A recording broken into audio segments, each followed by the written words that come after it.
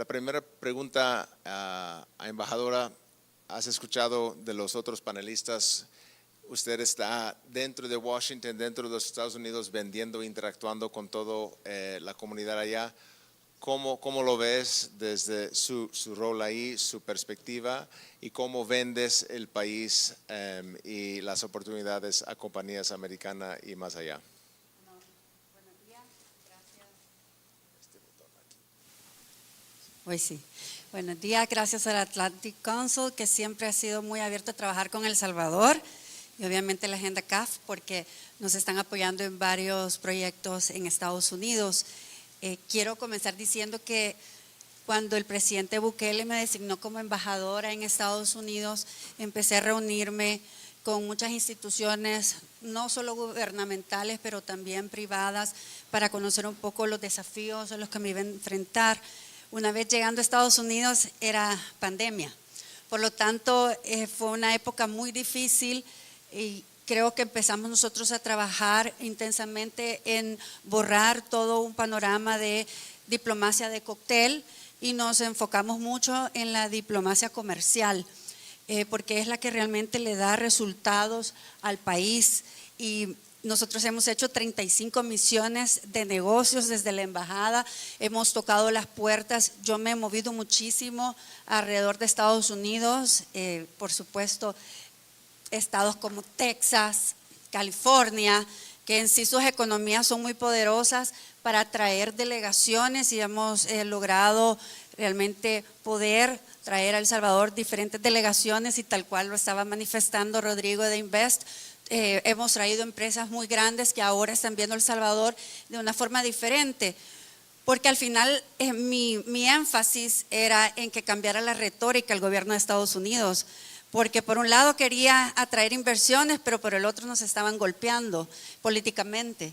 Y eso fue como prácticamente una de las conversaciones que tuve contigo, porque obviamente el temor de un inversionista es cómo voy a ir a un país que me están hablando tan mal de él. Pero nosotros seguimos en la agenda de inversiones y pudimos lograr grandes acuerdos, por ejemplo, como con Google, que fue durante la pandemia que logramos primeramente que nos diera licencias para poder seguir el sistema educativo vigente en esa época, y luego ellos vieron la eficacia de El Salvador y hemos estado trabajando otros proyectos, y somos nosotros realmente como un ejemplo para otros países. El presidente Bukele siempre a la vanguardia, innovador, y nosotros hemos trabajado en eliminar burocracia, hemos trabajado en también acortar plazos, y le hemos apostado en el tema de inversiones a repartir capital, no solamente humano, que es muy importante, pero también el capital de estos salvadoreños por el mundo. Ya vamos a llegar a 1 billón solamente de inversiones de salvadoreños en el exterior, y ellos fueron los que apostaron desde un principio a diferentes negocios que realmente han estado desarrollando, no solamente en el lugar de donde ellos son originarios, sino que por ejemplo en Sur City, en La Unión, están haciendo hoteles de mediana densidad. Uno de los que inauguré me estaban comentando que ya está siendo evaluado. En un principio era 3 millones, ahora en 5 millones esa inversión.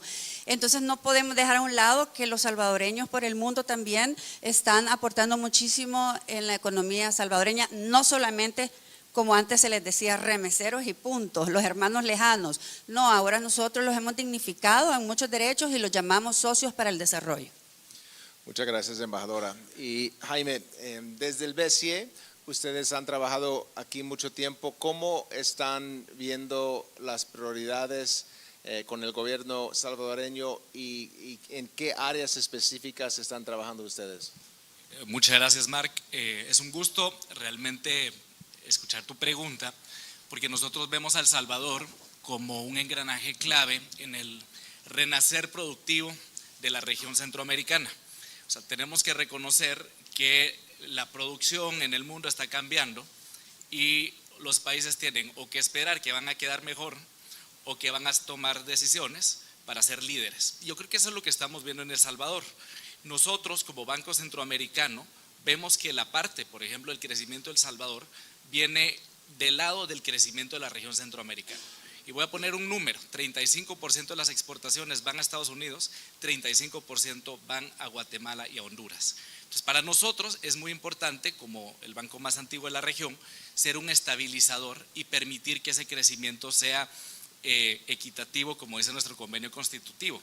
Y nosotros, ¿en qué prioridades hemos atendido las necesidades del gobierno? Claramente, aquí lo dijo la ministra, hay una necesidad bien clara en temas de infraestructura. Infraestructura en dos niveles. Uno, la conectividad.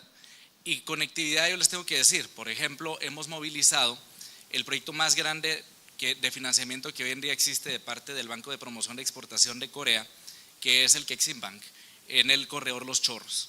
Hoy más de $400 millones de infraestructura que va a permitir conectar el corredor al Atlántico, a Cajutla, y que eso se va a trasladar en mejores costos para la producción, mejores ganancias de productividad para el comercio y por supuesto para la región centroamericana. Pero número dos, también tenemos el puente de la Achadura, que es el puente con Guatemala, donde vemos gran parte del comercio que se da en la región. Entonces, no podemos dejar de apostarle en la infraestructura productiva y cómo podemos elevar la capacidad y la facilidad de comerciar para El Salvador. Pero número dos, creo que lo mencionaron nuestros antecesores, que las capacidades de la oferta productiva requieren nuevos skills, nuevas competencias, y hoy debo reconocer y agradecer aquí tanto a la CAF como al Atlantic Council, que el evento lo estamos haciendo en una biblioteca. Y esa es la segunda apuesta estratégica que le estamos haciendo, que es el tema del capital humano. Ya, por ejemplo, durante la pandemia apoyamos con la brecha digital para que las personas no detuvieran sus estudios, teniendo acceso a educación, pero hoy estamos contribuyendo a través de Mi Nueva Escuela, y el próximo año van a entrar a operar más de 100 escuelas que van a estar siendo construidas y que estamos financiando con fondos dentro del banco, le llamamos de pobreza, que son altamente concesionales. Pero también el capital humano tiene otro componente, el componente deporte. Y nosotros contribuimos en toda la rehabilitación de centros deportivos, incluso emitimos el primer bono deportivo en el mundo.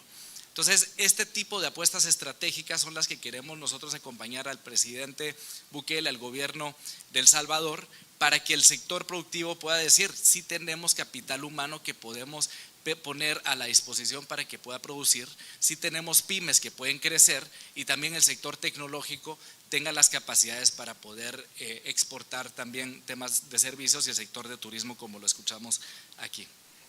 Excelente. Hablando de otra pregunta para usted, Jaime, de la educación, y tengo entendido que ustedes están trabajando con el gobierno de Alemania y la Unión Europea sobre un proyecto que se llama Dinámica, que está ayudando a los emprendedores locales para poder cerrar esa brecha entre la oferta y demanda para compañías que requieren algún tipo de mano de obra especializada. ¿Cómo van a trabajar el BCE con esos grupos hacia el futuro, y cómo ves esa brecha entre la oferta y demanda de capacidad humana? No, muchas gracias.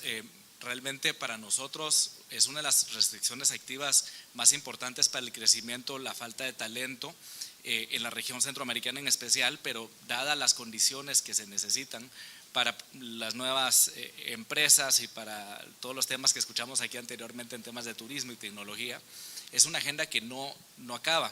Nosotros logramos un asocio importantísimo con la Unión Europea y con el gobierno de Alemania a través del KfW. No son miembros del banco, pero tenemos una línea de trabajo con ellos muy activa, que lo que permite es enfocarse en un sector bien especial dentro de las pymes, y es el sector del capital de riesgo, que es probablemente el capital más escaso que hoy en día existe. Y tal vez solo para ponerles una idea y tal vez una analogía, lo que sucede en las pymes es como que fuese yo diría en inglés tengo la palabra, pero una pulverizadora, sería la mejor traducción que puedo decir, donde el 90% de los salvadoreños tienen una idea de negocio, pero únicamente alrededor del 20%, un poco menos, la logra llevar a un negocio que es rentable, y que sea establecido es aún menos. Y eso es lo que los emprendedores le llaman el valle de la muerte. ¿Cómo puedes tú pasar de una idea a un producto? Y los elementos del financiamiento, más allá de la capacidad, Mark, porque aquí en El Salvador, algo que me pareció asombroso, es el segundo país de Centroamérica con más inversión en investigación y desarrollo respecto al PIB. Tenés gran talento afuera, como lo dijo muy bien la embajadora, y en inversión en educación existe un gran nivel. Entonces lo que nosotros vimos junto a la Unión Europea es trabajemos con el ecosistema. Y estamos trabajando con 11 centros de desarrollo empresarial, estamos trabajando con alrededor de $2 millones ya desembolsados y esperamos el próximo año 2.8 más, que pareciera ser poco respecto a los montos que tenemos en El Salvador. Tenemos hoy una cartera de 2.8 mil millones de dólares ya ejecutada y esperamos seguir creciendo, pero esos 2 millones son negocios que eran ideas y que se necesitan implementar y llevar a nuevos negocios. Y aquí escuchamos sector turismo, sector servicios, sector de manufactura, y esperemos que podamos llegar a través de estos centros de desarrollo empresarial a ver negocios que puedan ser establecidos y que cambien la dinámica de la economía salvadoreña. Excelente, gracias. Y embajadora, en el panel anterior hablaron mucho de conectividad digital.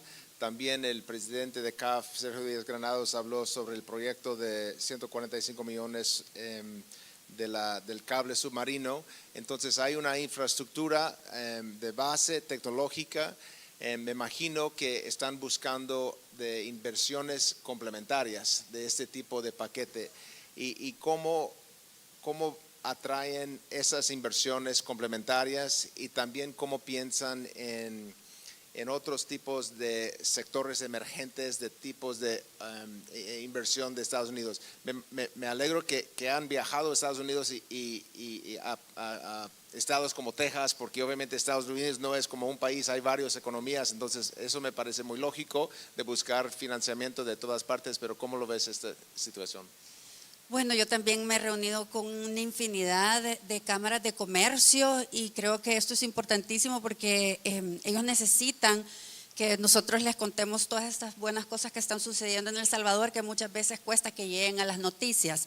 Y esto ha sido parte del pilar también de trabajo de nosotros, y sobre todo creo que cuando las empresas empiezan a aumentar su inversión en El Salvador es porque obviamente somos buenos socios también, y eso es parte de esa retórica que nosotros nos encargamos de estar contando, pero también a nivel de gobiernos, no solamente locales, pero estatales. Hemos traído delegaciones de congresistas de Nevada y próximamente estamos organizando para el 2025 también un intercambio interesante en la logística que ellos tienen, ustedes saben, de hoteles y casinos, que nos interesa mucho El Salvador.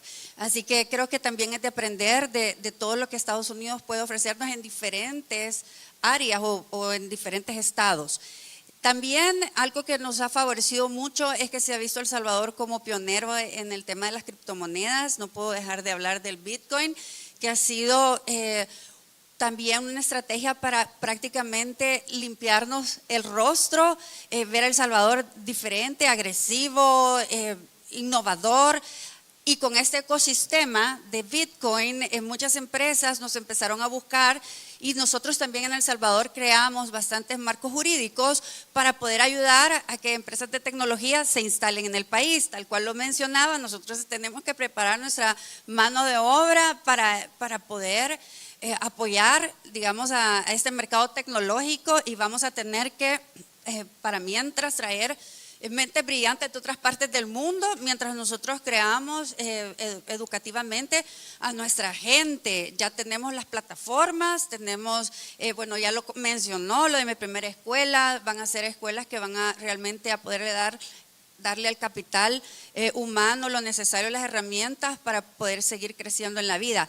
Pero lo que creo es que este tipo de decisiones que ha hecho el presidente Bukele nos ha ayudado a abrirnos otros mercados. Solamente en el de Bitcoin hemos tenido 4 conferencias en El Salvador. La última fue como de 1,000 personas, la mayoría eran extranjeras. Nos ha ayudado también al turismo, a que se hable de El Salvador de una forma diferente, a estar en las revistas y periódicos económicos, que nos pregunten, que nos busquen para poder saber más acerca de el Bitcoin, y obviamente todos los que son son Bitcoiners, que son los mejores promotores de las cosas buenas de El Salvador, son unos grandes también aliados, y creemos que, bueno, este tipo de decisiones que ha hecho el presidente, que incluso, bueno, nos ha costado algunos negociaciones en el Fondo Monetario, entre otros. El presidente sabe realmente para dónde va, y creo que ese entusiasmo que genera en las nuevas generaciones es muy bueno. También quiero agregar que en el tema de intercambio comercial con Estados Unidos a veces hay mucho desconocimiento, incluso los tratados de libre comercio que tenemos, las ventajas de la cercanía, la logística, cómo El Salvador está también haciendo su esfuerzo para firmar incluso acuerdos, por ejemplo, con su IVP para mejorar el tema de aduanas. Somos pioneros en darle también las condiciones a Estados Unidos para poder tener un intercambio que nos ayude en un ganar-ganar. Estamos ahora también en conversaciones para Global Entry, es decir, El Salvador está adelante y nosotros tenemos la ventaja que tenemos gobernabilidad, y entonces, por ejemplo, el caso de Starlink, fuimos de los primeros en Latinoamérica de tenerlo, pero tuvimos que ir aquí a la Asamblea Legislativa a que nos ayudaran con todo el tema de la regulación de internet satelital, y esto es la ventaja de El Salvador en este momento, que la población ha despertado, le ha dado el presidente el acompañamiento a través de la Asamblea Legislativa, que es donde también pues se trabaja de la mano y podemos salir adelante en muchos temas. Muchas gracias. Jaime, ¿otros comentarios para cerrar la conversación? Sí, no, muchas gracias. La verdad es que escuchando, realmente solo reafirmar que creo que El Salvador tiene un liderazgo importante en la región en cuanto a buscar estas nuevas economías y darle la estabilidad a estas nuevas empresas que tienen apuestas de largo plazo, ¿verdad? Creo que el tema tecnológico, creo que todo el tema de la manufactura y el tema de turismo me parece fascinante. O sea, y les voy a decir por qué, porque en el BCIE hicimos un estudio de cuál fue el impacto del turismo en los países miembros y después del COVID, y después de Dominicana hay una curva J, ¿verdad? Todos los países tuvieron una caída en turismo cuando hubo el lockdown y se cerraron todos los vuelos, y Dominicana y El Salvador pegaron un salto de vuelta 24% por encima de la base, y Dominicana alrededor de 35%, pero Dominicana es un sector que le ha apostado. Y entonces cuando uno mira esos síntomas de una economía que puede transitar a otros sectores fácilmente, yo creo que es momento de apostarles, y el BCIE quiere ser parte de ese desarrollo y seguir trabajando con aliados al desarrollo. Aquí hablamos de la Unión Europea, hablamos del KfW, yo realmente aplaudo el trabajo que se hizo con la CAF y con el DFC hace poco, con el Debt for Nature Swap, y yo creo que tenemos oportunidades de hacer conjuntamente, ahora que también la CAF está dentro, para poder movilizar todas las inversiones e infraestructura que se necesita, porque tal vez en términos, ya en mi sombrero de economista, uno debería estar invirtiendo alrededor de un 2%, tal vez 3%, dicen por ahí, yo soy un poco averso a ese número, pero 3% de infraestructura. La ventaja es que uno la puede ver. Cuando nosotros vamos a ver el viernes, tenemos una misión para ir a ver el puente de la Achadura, y es un puente de primer nivel, la aduana integrada. Yo ya he pasado por el Amatillo, así que yo los aplaudo que puedan hacer todo este tipo de inversiones, y más de estos proyectos tenemos que aprovechar. Y como último remark es que ojalá podamos ver que El Salvador, como dice nuestra presidenta Gisela Sánchez, que pueda ser parte de ese engranaje clave de la transformación positiva de Centroamérica. Muchas gracias. Bueno, muchas gracias a los dos panelistas. Ya sé que estamos a tiempo. Me gustaría agradecerles, embajadora Jaime, y quiero invitar a Cristina Cinelli del CAF para nuestras palabras de clausura. Embajadora, en Estados Unidos diversas organizaciones empresariales, asociaciones siguen interesadas en invertir en el país. ¿Para 2025 se proyecta igual? Bueno, vemos un cambio de una administración demócrata a una republicana, va a haber una transición, pero creo que nosotros hemos puesto ya la plataforma, las bases, tenemos bastante inversión pública para que venga la inversión privada. y creeríamos que tal vez con una visión más empresarial esta administración podría atraer más compañías estadounidenses a que se trasladen a El Salvador, especialmente las que están en Asia. Se habla mucho de nearshoring y El Salvador, Honduras, Guatemala necesitan esas compañías que de Asia se vengan para nuestra región para promover obviamente más fuentes de empleo. Creería yo que en el 2025 podríamos estar viendo un poco más de presencia de empresas americanas, aunque hemos traído, ya he hablado en la plataforma en la cual estuve hace un rato, de Google, Starlink, hemos ido también a Silicon Valley a hablar con Nvidia, que son empresas de tecnología, empresas como Amazon Fresh estuvo con nosotras aquí en El Salvador. Creo que ha sido un muy buen año, son compañías estadounidenses de peso y si logramos que la logística, por ejemplo, de Amazon Fresh venga a El Salvador, podríamos hablar a un corto plazo, 1 año, 2 años, pues sería una magnífica alianza para poder ser también pioneros en el área en cuanto al tema de distribución. Embajadora, su mensaje para la diáspora que está pronto a venir al país en esta época de fin de año. Bueno, saben que es una época muy especial donde pues las tradiciones que se viven en El Salvador no se viven, por ejemplo, en Estados Unidos. Se añora venir, se ha hecho mucho esfuerzo en darles incentivos fiscales, es decir, que traigan sus regalos, sus pertenencias, no solamente en esta época, sino que también los que quieran regresar, retornar a casa, tener una vivienda, tener todo su homenaje de casa. Se ha hecho un gran esfuerzo para poderlos dignificar y como lo mencioné, ellos también no solamente nos ayudan en nuestra economía, mandando su remesa, pero también son inversionistas y cada vez están quizás animándose a poner quizás algún tipo de empresa, no solamente de lo que ellos, el conocimiento han adquirido en el exterior, sino que apostándole a donde apuesta el presidente Bukele, La Unión, Sur City 1, Sur City 2, y esto obviamente es el corazón de la diplomacia que nosotros hacemos en Estados Unidos, que es dignificarlos a ellos y llamarlos socios para el desarrollo. Justamente, embajadora, estos socios para el desarrollo, ¿cómo llegan hacia usted y cómo es esa perspectiva que tienen para el país? Bueno, nosotros tenemos en la embajada diferentes secciones, como por ejemplo la económica y otra sección que se encarga especialmente de esa vinculación con los salvadoreños en el exterior, y tenemos también la red de consulados en todo Estados Unidos, que es la más grande representación diplomática que tiene El Salvador en el mundo. A través también de las oficinas consulares nosotros nos podemos extender, llegar a los salvadoreños. Hemos hecho bastantes ferias para atraerlos y que vean quizás la oferta en El Salvador en turismo, en inversiones, la oferta inmobiliaria. Hace poco tuve una feria inmobiliaria en Washington, D.C., vinieron bastantes empresas a ofrecer no solamente lo que están construyendo, pero también a través de plataformas novedosas, tecnológicas, para que haya realmente la información llegue a los salvadoreños.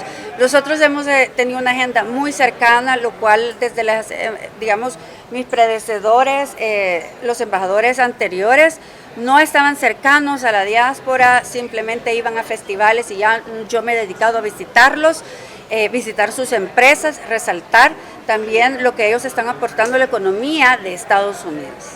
Embajadora, en el tema turístico, ¿cómo nos ven en la diáspora? Ay, bueno, los aviones están viniendo llenos, están abriendo más rutas de vuelo, recién se abrió una ruta nueva de Miami, El Salvador, pero por ejemplo desde Washington salen bastantes horarios digamos, rutas de vuelo, de Texas, de California, y todos los aviones vienen llenos, porque ahora los salvadoreños pueden venir a disfrutar de su país en paz, seguros, pueden traer a sus amistades, y están muy orgullosos de todos los cambios que está haciendo el presidente Bukele. Embajadora, hay una nueva administración en la Casa Blanca bastante llegada al planteamiento del presidente Bukele. ¿Podríamos esperar más beneficios a partir de la instalación del nuevo presidente? Bueno, nosotros estamos muy optimistas que podría haber quizás un mejor intercambio comercial, que fue el tema de esta mañana. Saber que el hecho de que vean que la administración que va a entrar y nosotros trabajamos de la mano y de cerca, le da seguridad al inversionista para venir aquí a nuestro país. Además, creo que también la agenda de ellos, que es sacar las empresas norteamericanas de Asia, especialmente de China, nos puede favorecer. Y ahí es donde nosotros nos tenemos que mover y ser muy ágiles, pero para eso estamos listos. Tenemos, por ejemplo, Invest ya con un nuevo liderazgo para poder llegar a estos empresarios y venderles el país como un buen sitio donde tenemos también la infraestructura para recibirlos. Muchas gracias. Gracias.